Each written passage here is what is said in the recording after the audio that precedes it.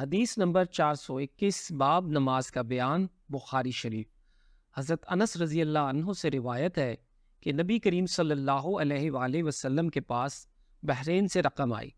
آپ صلی اللہ علیہ وآلہ وسلم نے فرمایا کہ اسے مسجد میں ڈال دو، اور یہ رقم اس تمام رقم سے زیادہ تھی جو اب تک آپ صلی اللہ علیہ وآلہ وسلم کی خدمت میں آ چکی تھی۔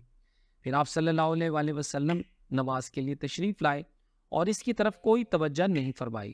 جب آپ صلی اللہ علیہ وآلہ وسلم نماز پوری کر چکے تو آ کر مال کے پاس بیٹھ گئے اور اسے تقسیم کرنا شروع کر دیا۔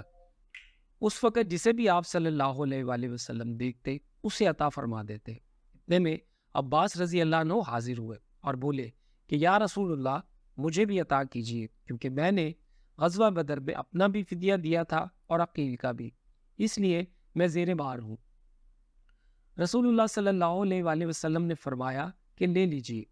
انہوں نے اپنے کپڑے میں روپیہ بھر لیا اور اسے اٹھانے کی کوشش کی، لیکن وزن کی زیادتی کی وجہ سے وہ نہ اٹھا سکے اور کہنے لگے یا رسول اللہ، کسی کو فرمائیے کہ وہ اٹھانے میں میری مدد کرے۔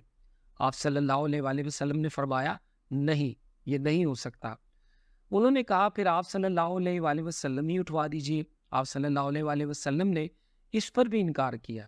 تب عباس رضی اللہ عنہ نے اس میں سے تھوڑا سا گرا دیا اور باقی کو اٹھانے کی کوشش کی، لیکن اب بھی نہ اٹھا سکے۔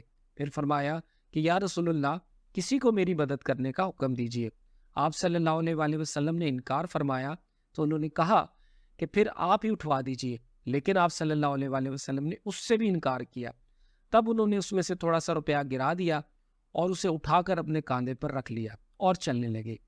رسول اللہ صلی اللہ علیہ وآلہ وسلم کو ان کی اس حرص پر اتنا تعجب ہوا کہ آپ صلی اللہ علیہ وآلہ وسلم اس وقت تک ان کو دیکھتے رہے جب تک وہ ہماری نظروں سے غائب نہیں ہو گئے، اور آپ صلی اللہ علیہ وآلہ وسلم بھی وہاں سے اس وقت تک نہ اٹھے جب تک کہ ایک چونی بھی باقی رہی۔